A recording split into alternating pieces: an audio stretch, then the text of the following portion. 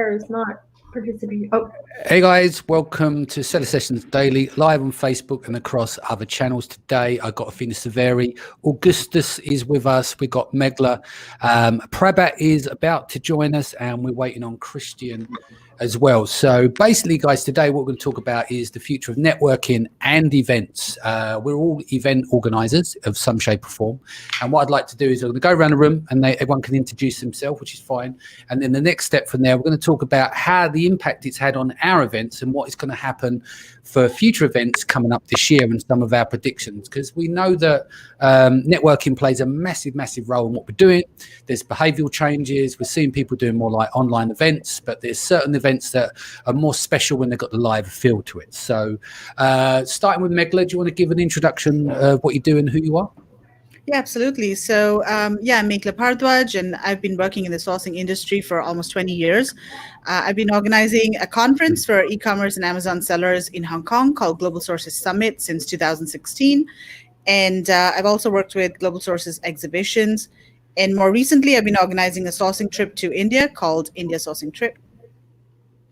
Excellent. Up next, Augustas. Hello, everyone. I'm Augustas from Orange Click. I used to do virtual summits in the past. Then I transformed myself into in-person events. And one of the last in-person event was European Seller Conference 2 weeks ago, which was crashed by COVID. Yeah. And let's see what happens this year. Cool. Athena? hi everyone. So I've been sort of creating some sort of events or community since I could think and speak. So it was just a natural progression. I have a trip to China called China Magic that's been around almost 4 years. I also do events around the world with our seller events, and I host events for our mastermind called Titan.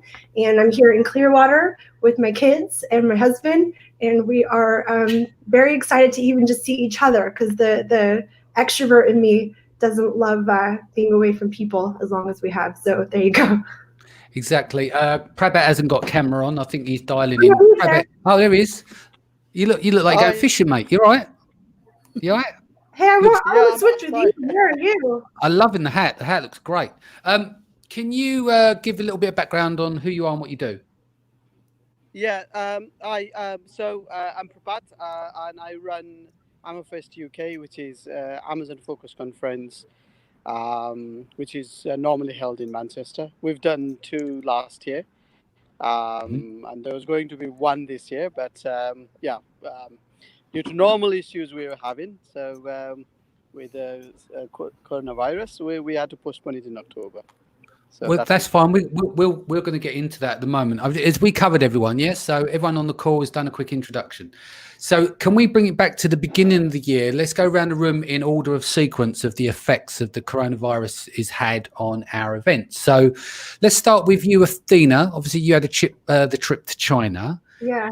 Talk to me about how that unfolded. We know that you maneuvered your event to October because it's twice yearly, isn't it? It's October and April. Give me a rundown of the events, what happened there, the kind of effects, etc. you had, and as it was all unfolding in China.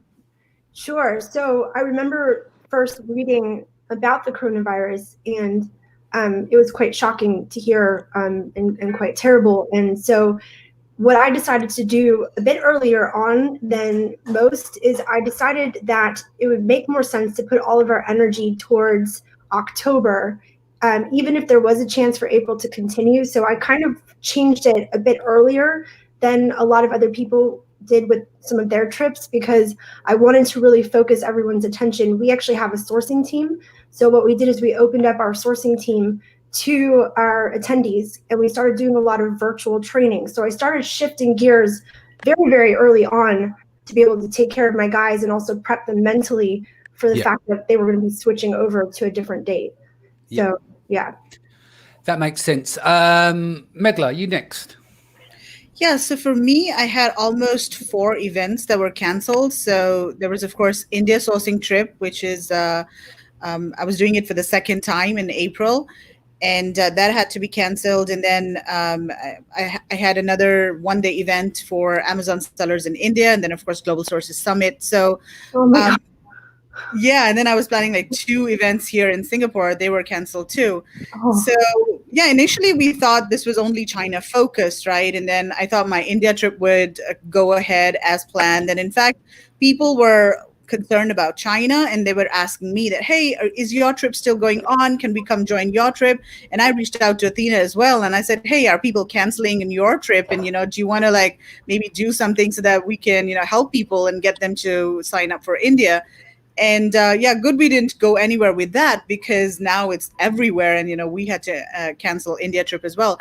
But I think yeah, what I did too, I mean, similar to Athena, I realized that we have to provide more value to people. And I started doing online webinars and providing content to people online. So we're still continuing all of the pre-trip content, and in fact I've added more content to the trip as well. So even now we're having our weekly webinars with all of the attendees, and everyone's pretty happy.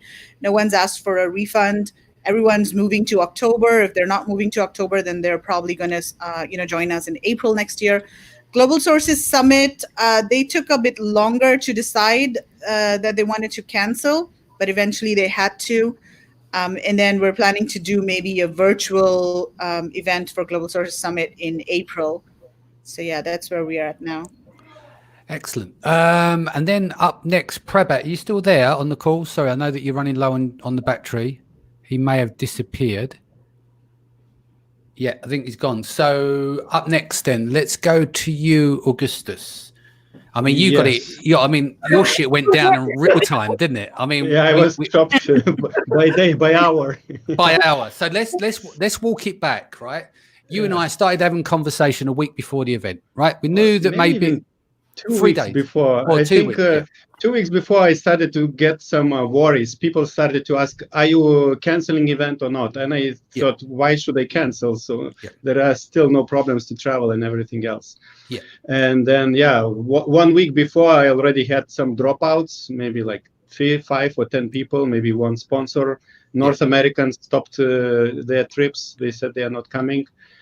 And then I was already in Prague, and like 3 days left or 2 days left, and I get this news from Czech Republic government that they are restricting events to 100 people, and I was expecting 200 plus.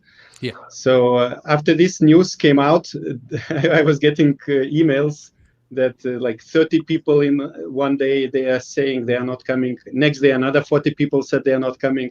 So at the end, we had around 100 people, maybe 120, but always we had in the room less than 100. I was checking. Yeah. So we were complying with the rules on the first day. And of course, we were dropping out. We were missing the speakers. Some speakers came to Prague and they booked the flight on the first day of the conference just because they were scared that countries will be blocked and locked. Yeah. So if we look at the roll call, so day before I flew out, you got the announcement. The government says no more than 100 people. So you were able to separate into 2 rooms, right? So you had a room where you had a live link up, and then you had the live room, and then it allowed people to shift around where necessary. So it makes it fair for all the delegates, right? That was day 1. Talk to us about what happened on day 1 in terms of, I mean, I ended up doing 3 slots that day because some of the speakers had to fly home, didn't they? Because they're getting out the country, and you run it to 11 p.m. Explain what you did. Yeah, so I think between like 2 and 3 p.m., I was getting messages from other people living in Prague and sending me screenshots of some kind of news that they are limiting events to 10 people. I got some other news that it to 30 people. So I was a bit freaked out what's happening. And it was not clear when this limit is in place. And then I talked to the venue during the break, and they found out that it's 30 people event from next morning. So I was so relieved because I came up with the idea to run all the second day presentations on the same day. So we extended, instead of having networking night, after 7 p.m., we just ran another 4 hours of presentations. Yeah. And we still missed some speakers. For each speaker, we prepared the speaker trophies, and I literally have in the house where I stay now like 9 trophies packed, which were not given away. I'm anyway sending them to all the speakers, but So on the second day, I had to think, what do we do? I was a bit lost. So we had 3 rooms where maximum 30 people could fit. And we did some masterminding. It was a little bit chaos, but it was more networking. Mm-hmm. I think at the end, maybe experience was much more useful for sellers because they got all the presentations in one day, and the next day they could network and talk to each other much more than in regular conference. And not just that, you put a nice little bar on that evening as well, so people let their hair down, didn't they? So that went till early hours. But yeah, then you had the round table and networking tables, which is good. People were in good spirits considering what was going on. Everyone was holding it down. They were helping each other with flights and stuff and getting across the border and getting out of Prague. But I think that for me was that was the first, my visualization of really the shit was going down.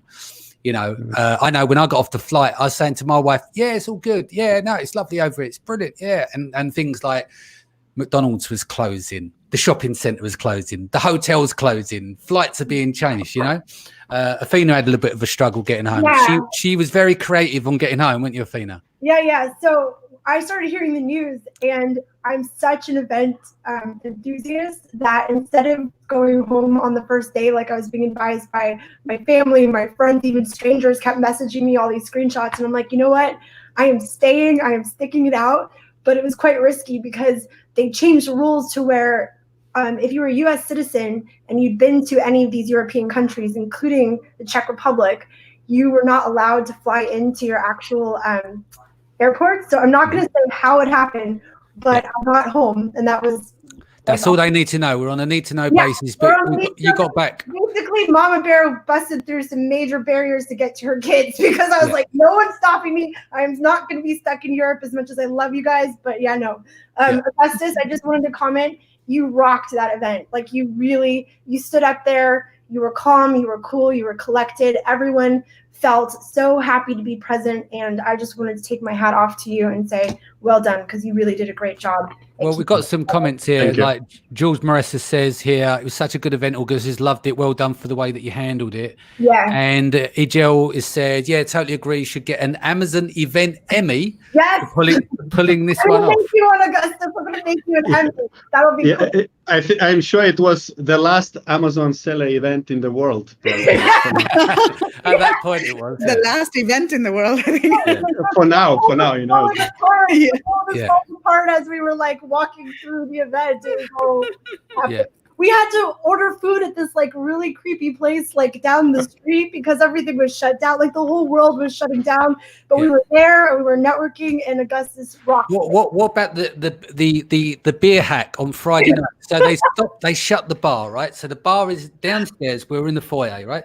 So the bar is shut. The only way you can get a drink is to order it from your room. So what you would do is you go to your room, you place the order. They'll make it at the bar. They'll take it to the room. You go to your room, you grab it, and you bring it back down. And you sit 2 yards from the bar, and that's what people did, didn't they? In the end, but no, it's just you make of what you can with it. So we all flew home. I went straight into lockdown with my wife and my daughter and everything else. And then why this is all happening? So we've got seller sessions that sold out 90 days in advance, right? So I'm in a different position to some other people because people were counting events. And what I was saying to people was like, no one had come to me at that point and said, what's happening? Can I get refunds or anything? I just didn't get any of that. I got on the Sunday, people asked a question. So it took me a little while to work out exactly what to do because I was in a dilemma. It's like, if no one is asked about refunds or whether you're changing the date and then you go and change everything, that's unfair to everyone with travel plans because you haven't consulted these people. Does that make sense? Mm-hmm. So we then got to the stage where it was like, okay, now it's started to progress here in the UK. We could see the change. We're looking at these data sets and everything else. So we managed to move the event, but it's not just like with Augustus's event, it's in one place, right? So you go to the conference center and it's all there. Like we've got 2 workshops in 2 different places. We've got the VIP dinner, we've got the boat party, and we've got the venue itself. And I had to make sure that everything works. And we got all the speakers can speak on that day. All the service providers can come in. So it's a big, big thing to deal with to get it right. So we've made we made the changes. So we got a new date for July 25th. I'm bullish on that. So I'm really optimistic with things will progress and we'll go ahead on that date. We got 6 refunds. but we had a waiting list anyway, so that filled back up there. We just got a couple of slots open on the workshops, but on the whole, I was expecting worse than that. And one thing I need to explain to people as well is we put all our own cash up for these, right? Insurance doesn't cover it. So there is no insurance for the coronavirus. And this is where I think you see events before in the US, not in the Amazon community. There was another event that goes on yearly that cancelled their event and they didn't give any money back because it was strictly no refunds. They didn't replace it to be on a new date. They just kept the cash and said it's, which I thought was terrible, you know. So we've had to take big risks here to put these events on. So we've kind of we've set the scene here on what we've had to do. Athena, you've got high costs where you stay in a hotel. These trips are not cheap to put together either. Augustus, we've had conversation is like when you book into hotels and stuff and they do a per head, it can be a killer against the ticket price, especially if they're not willing to renegotiate. I got lucky where I moved all the event and everyone moved the deposits over, the hotels were shifted, like even down to the boat. We managed to move that and then get a new day. So there's a lot of moving parts to make happen in that. So with this in mind, we know it's all in full effect. Most countries in the world are on lockdown. What do you see now? What is the behavioural patterns that you can see for the next 6 months inside of the events that you plan to do? Starting with Athena. Well, I'm lucky that my mastermind happens to be virtual. So we are used to having weekly meetings, and we actually have a new software that we brought on that's really great for networking. We're just really kind of adding more because what I'm finding with people being locked in their homes is it's not just me. It's not just people who are used to having a lot of people around them, but they're feeling lonely. They need connection. And the other thing that they need help. Things are constantly changing with Amazon. And I really appreciate what you've been doing every day, Danny, with keeping everyone up to date with like all these shifts and having all these great people on, because I think in this time we need a lot of that. So I think a lot of what my focus is going to be is to continue bringing a lot of value virtually. And we're even doing something that's so silly. I know this sounds terrible to some, but like my ladies, like they're stuck at home. They've got their kids jumping all over them. You know, they're trying to get work done. Or even just having a thing where we just have coffee and just connect. Like even if it's that silly, like it doesn't even have to be completely business, but I think it's important to keep that human factor in. Yeah. I think with regards to Meghla, you mentioned about doing more, what's the word for it? Like more like online stuff, you know, like, more additional like webinars and stuff. Virtual. And Augustus is basically, you are the summits guy. That's how you cut your teeth, didn't you? Before you went into live events, crazily so, gone into live events, you went straight into doing the summits and you've done a stack of those and then you've booked out a load of events for this year. Now, what did you do in order some sort of path correction for your current audience from the last event? For those speakers weren't able to show, what did you do there? So because I also had no refund policy and I had like about 100 attendees and I still paid for the hotel for 200 people and 200 portions. So we did a lot of charity work in those 2 days as well. Yeah. And to compensate for the people who couldn't come to the event, I'm just like thinking I organize some deals with some softwares that they can get some extra discounts. I organized additional webinar with Tomer Rabinovich, very respected Amazon expert. And now in actually half an hour, I will have another webinar, which will last 3 hours. Yeah. And here I will present 5 more speakers who couldn't come to Prague, but now they will have a possibility to present. So it will be like a mini event, mini conference. Into YouTube live stream. I can put a link directly. Yeah, put the link in. At the end of the day, right, what's happening now is that with the way I see it, with everyone is effectively on lockdown, I do this content every single day because it gives someone stimulus. It gives something for people to do, just bringing on guests, latest updates and stuff like that. And it just, because I can see that shift in behavior. Let's be honest, there's only so much you're going to do when you sit at home. Eventually you get bored. There's only so many workouts you can do. There's only so many once a day you can go and take the dog out. There's only so many, Netflix things you can watch. And if you're on limited stuff, going online and finding what I believe is hopefully good content, and not just me, but others doing it as well. People have something to look forward to and gives them inspiration to get on and apply that to their businesses. So I suppose go on, sorry. Yeah, I was just saying I totally agree with that. And in fact, what people are doing is trying to look for innovative ways to do these virtual summits. So like Athena mentioned, these Zoom calls. I did a similar virtual event where we had about 80 sellers join in. And then we did another wine o'clock Zoom call where we had all of the previous India sourcing trip attendees, and we were with our wine glasses and just kind of chilling out. The other thing that I'm thinking of doing is maybe a virtual trade show for Indian suppliers. Now, India is also under lockdown, but suppliers are still working at home. So I've contacted a couple of suppliers and asked them if they want to come over and do a webinar and showcase their products and just talk about their companies. I think people are getting really innovative in terms of how they present these online virtual events. Just one quick comment. Yes. We are so lucky to be in this age where we can all connect from all different parts of the world, and we can show up in something like this. Like, if you take a step back and think about this, maybe 10 years ago, we didn't have this possibility.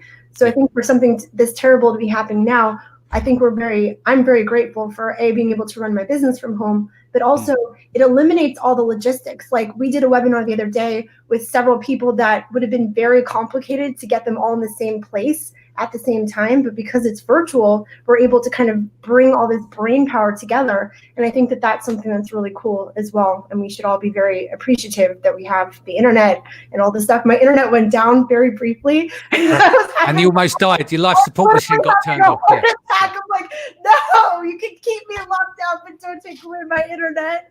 Yeah. Paulina is on the line. Hello, Paulina. How you doing? Hope you've been well.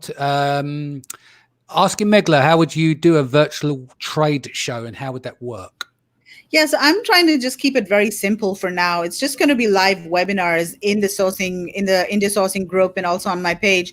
And I'm just going to invite suppliers. I mean, they're going to be in their homes, right? They're not even in their factories or in their sample rooms. So if they do have products in their homes, they're going to show those products. If not, then they're just going to show some, catalogs or maybe images, share their screen and show images. But more importantly, they're going to be talking about their capabilities and what kinds of products they do and what is their experience, what markets they export to. So basically, it's just a way to get to know a supplier. And at this time, of course, you can't place any orders in India. However, it's a good time to vet suppliers and try to understand what exactly their focus is, so that once you're ready to place orders, then you can move fast.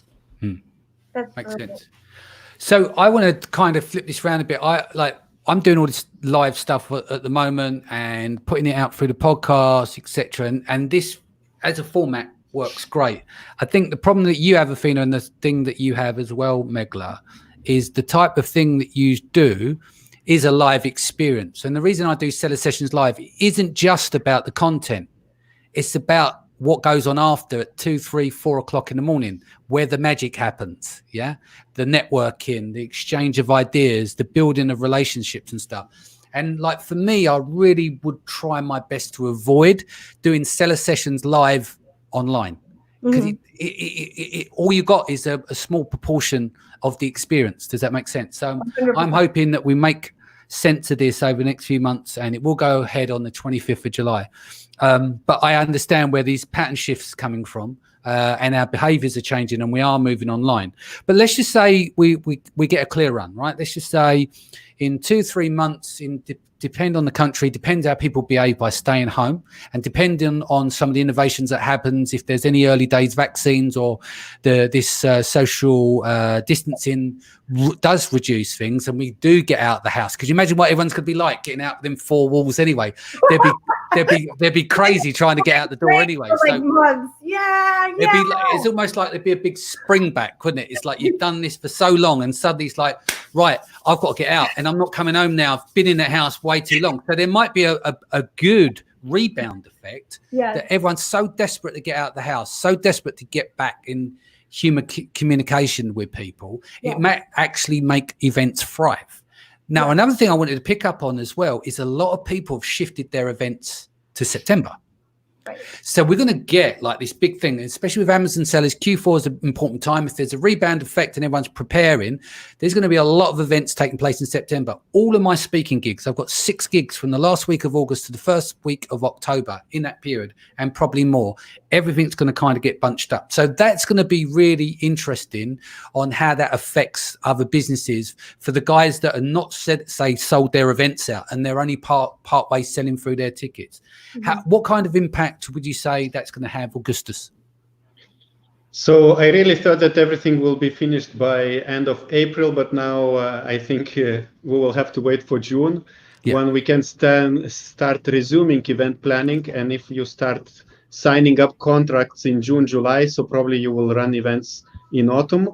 And I'm a little bit concerned when everybody will run events in autumn. So if I will plan a little bit bigger event, I will really, if in normal circumstances, I would think it's a 200 people event, I will think it's 130 with these circumstances. So I will always think it's a little bit like, I will, forecast small amount of attendees for my events in autumn. So I will be careful. Cool. Owen says, shout out to Augustas. His early day summits were a massive resource for me when I was getting in my formative years, and still is. Thank you. Thank you. Who else we got here? Do you think we'll be ready to do offline events in October? That I've seen, or leave until next year now? I'm being bullish. I'm going to say we should be able to do events. I believe July is going to be a point in the UK. But I can only go on what I believe. That's what I believe in my heart. But we don't know. We don't control anything. Athena, what do you think? Yeah, I mean, if this is continuing on 6 months from now, or even 4 months from now, that's going to be quite scary. I think that I mean, I'm not one to predict, but I'm just hoping that it all works out way before then. Yeah. Meghla? Yeah, totally agree. In fact, looking at China now, they have almost they've almost recovered. Like, there are no new local cases. Of course, there are a lot of imported cases now, but with 2 months of social distancing and quarantine, they've been able to recover quite fast. So yeah, I'm also very bullish. I mean, October definitely. July, maybe being too optimistic, but you never know. Yeah. Okay, we're going to see. Let's hope. Yeah, one of us is going to be right. Yeah. I hope you're right, Danny. Yeah. I'm just going to be optimistic. That's all I can think about at the moment, is just being happy, optimistic, and see what the future holds. Okay, Augustas, you don't always look happy, but I know you're happy inside. What's going on with what's going on with your? I know you got to jump off the call shortly. You have a series of events lined up. Do you want to walk us around the events that you do? Because you do more events than most of us put together. Like, you hold up Europe in terms of the diversification of events. So what can you see happening? Like, we've got the Seller Fest in the different territories. You've also got the PBC Congress. What can you see happening there? So, of course, original plan was to have 6 or 8 events this year, but now I think I will. The earliest event we will plan is PPC Congress in Amsterdam in August. So we will work on it, and in June probably we'll know if we can launch it or not. Yeah. And then in September, October, I think we will have some events, Seller Fest events. Seller Fest events is more for local communities, especially in the countries where they don't have Amazon seller events, or they don't even have Amazon. Yeah. So we would like to. I wanted to do a Seller Fest in Poland in June, but now I'm not sure if I will think about Poland. But on the list are these countries: Poland, Romania, Israel. Israel, we are planning actually in the beginning of October. Yes. Also, maybe Lithuania. I don't know. Yeah. So that was lovely when we done Lithuania. It was small, but a beautiful country, and it was a good vibe there. Yeah. Yeah. So, and the European Seller Conference, I thought I will repeat it again in September, but I talked with several people, and I thought probably I shouldn't repeat. It's like once in a year event. So we'll do a European Seller Conference in the mid of March next year again. Sounds good. It'll be a much happier one, yeah? Yeah. So, Meghla, over to you. What can you see is going on with China, especially like you still involved with the Sourcing Summit over in Hong Kong as well for October? Are you behind that? Yeah. So, where can you see things going there? Are you moving the similar lineup from April to that event, or is it a fresh start? What's your plan? So first of all, what we're doing is we're moving most speakers to October. Mm-hmm. And if they're not available for some reason, then we're looking for others. But of course, we might have to change the topics a little bit depending on how things evolve over the next 6 months. But yeah, mostly it's mostly the same speakers that we're looking at for the summit. Yeah, cool. And in terms of over there, like some predictions, like in the US, Tiffany, when do you think this virus thing will start to slow down and see improvements? So we're not going to hold you to it. Everyone has a prediction. Yeah, I mean, really, I'm not qualified for that whatsoever, but I'm just really hoping that I'd say by June, maybe, because it's not just if things get better, but it's also do people feel comfortable to be able to congregate. So that might be July. Like I'm hoping that, SellerCon, for example, is in July. I'm hoping that it's going to be okay. Because there's been no announcement of that, is there? So I think they're seeing that as a safe period as well. So that's why they've not made any announcement or any movement yet, because it's in July. Yeah, it's so difficult because things are so unpredictable, really. Like we saw what happened with China, which is fantastic, but until we start to really see some good news come out of Italy and some of these other places that are affected, it's very hard to see the pattern. The US is not being as diligent as some of the other countries are, and so it's just sort of like very difficult to predict, which for us as event organizers can be quite complicated. But I think everyone on this call is very optimistic, very positive, and we're just going to do our best to kind of move forward in a space and a time that's going to work for everyone. Yeah. Augustas, what's your take on Lithuania, Israel and stuff? What's happening there? You've been keeping up with local news and the effects of the coronavirus there? Not really. I think news are almost everywhere similar. Just the difference is how limited is life in each country. With my family, we now live in Spain, but there is a complete lockdown. You cannot go on the street almost. You will be fined almost. But we at the moment in Germany, so I can still move freely. And there are some limitations, but in Israel, the whole industry is collapsing. I understood. There is just some cargo flights, and a lot of businesses are having troubles. So with all these events, I don't know. My worry is that people will not have money. They also will not have time to travel to the events because they will be trying to recover the business. With events, it can be difficult. Yeah. No, that's it. It's the unknown, isn't it? Sorry, Athena. Oh, no, it's fine. So we actually, within Titan, we have a call, which I thought was quite funny. The way we titled it is called Everybody Panic, Winky Face. Like we mean the opposite.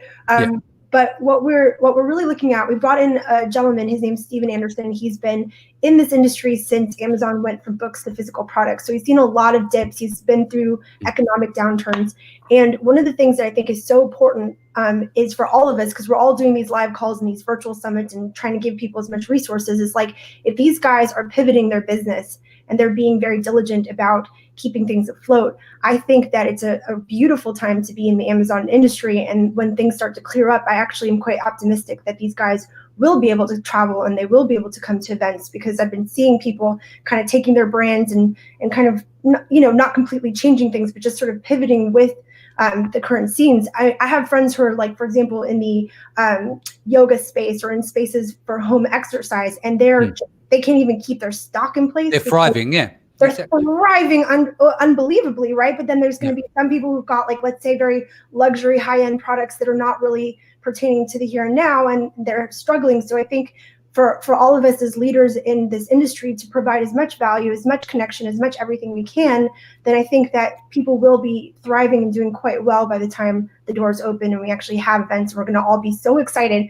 Sorry, just one more little thing, Diddy. At the end of China Magic, we have this thing, and of course we have to be fully recovered and it has to be healthy. And I'm not saying anyone should do this anytime soon, but we have this thing I call Hug Festival. So when people start out in China Magic, they're all strangers. They've never met each other, right? but by the end of it, they're family. And so I tell everyone, I'm like, okay, everyone, if there's someone in this room that's touched you in some way or helped you in some way or connected with you, give them a hug. And it's just this whole big hug festival, which I love. And I just hope to see that soon because I'm really missing that human contact. And that's I think, look, at the end of the day, we're gonna have to get back to human contact at some point. I'm the same. I'm gonna get back out on the road, once we, and that's why I said the spring back. Like there's people in the comments, and that's fair enough. They can say that, like it can be a bit doom and gloom because it's like, oh yeah, but does anyone want to go near each other because of vaccines and stuff? I'm gonna click these up on the board because I don't want to just look like we're putting positive stuff up. Where is Roger's post where he says, I hate to be Mr. Gloom, but without a vaccine, I can't see people wanting to do anything. Fair comment, yeah. But I see the flip side is that people will be chomping at the fucking bit to get out the house, and then they're going to want to fucking go back in there, right? Yeah. So the moment they get clearance, the moment it is safe, the moment we are to a stage of being practical, I think people will be running for clubs and events and stuff. They want to get out the fucking house, don't they? But again, it has to come with safety. Yeah, safety first. Of course. And I think that right now people are looking for each other and this togetherness to help kind of maneuver all these changes. You know what I mean? So I think that there's going to be even more camaraderie in this industry once we get through this as a whole community, as a big community. Yeah, and I think we're in the right industry. I mean, e-commerce is really growing. It's expected to grow even more because people are now shopping online, and people who have never shopped online in the past, they're being forced to buy products online because they can't go out. So they're going to get into the habit, and I think more people are just going to be buying essential items online, and they're going to be thinking like, hey, why didn't I think of this before? I can just buy this stuff online. So I think, e-commerce is definitely one of the industries that's going to grow significantly after all of the dust settles. Exactly, and I think that we have to be prepared for that. And like even a friend of mine was thinking of starting a travel brand, believe it or not, just because he believes that by the time he has it all perfectly set up, people are going to be just like excited to be traveling again. So you just have to kind of roll with the punches and with the market. Cool. Let's have a look. Let's have what we've got here. So Tiffany says, let's have a welcome back to humanity. Yes, I love that. Why don't we all combine forces and make the biggest, baddest event that's ever happened in the whole entire universe, and we just call it Welcome to Humanity, and we just have margaritas for everyone. Everyone gets let out the box. So basically, I need hugs during regular times. This home isolation is brutal. Even my kids are hugged out. That's coming from Jacob. And I've had a Jacob hug, don't you worry. Pauline, when it's all over, people will be extra hungry for live social events. Exactly, Danny. So, yeah, I'm just going to think positive on that side. The world isn't ended just yet. We're going to keep rocking till the wheels come off, right? That's right. Let's keep moving it forward. I'll finish up now. Is anyone want to send a parting words to people before we get off the call? Augustus. Sorry, Meghla. Go ahead, Athena. No, you. Go. I was just saying that, virtual events are great. It's really cool. You can sit in your pajamas, and it's a global event. People from anywhere in the world can join in. But it doesn't beat a physical live event. It doesn't beat a handshake and a hug or anything like that. A drink in the bar. So definitely, totally agree with you. Virtual events are great, but live events will definitely, people will definitely want to go to live events after this. Because it's about an experience. Like I was in the music industry, and it's all well and good watching a DJ in his bedroom through a webcam, but there's nothing quite like being on the dance floor at 2:00 in the morning, or being at a live gig where they play that song. Do you know what I mean? It's those moments that get captured, and which you can't capture online. Exactly. And it's also less spontaneous. I mean, when you're at an event, a live event, you bump into somebody, somebody comes at your booth maybe, or you're just during the networking break, you meet somebody and you start talking to them. That really cannot happen online. That's also, right. You're not that invested. You have to be very, very motivated to really watch the entire 45-minute, presentation online. There's so many distractions. Whereas if you're at a conference or at a sourcing trip, you're there, you're physically there, you're mentally there, and you're absorbing more information for sure. Cool. Any parting words from you, Augustus? So I just wish that people will not get overwhelmed of all this information. Now it's a lot of powerful information is coming up virtually, and it's for free. Yeah. So I just wish that people well, yeah, you don't need to listen to everything, but there are a lot of good content coming up, like starting with Danny's daily webinars. But I saw a lot of other people in the industry there. And I encourage you, and this is what I'm promoting, is like if people have got good content that they're not just flogging stuff and selling shit, I will say it. Like if there's you're doing a free one after. If anyone's out there who's listening and you're not just trying to send someone down a funnel and you're giving away content, tell me and I'll announce it on these live. And I push my audience to yours. I'm probably one of the only people in the industry that has an open platform. Right, I have a PPC agency, but I then do a PPC roundtable with all of these agencies, exposing all of those PPC people to my audience. Right, but I don't give a fuck. At the end of the day, what it comes down to, content is king and queen, and that's all I care about. So if anyone's out there, then fine, let me know, and I'm happy to promote your event. But it's got to be for the right reason. Agreed. Sure. 100%. Cool.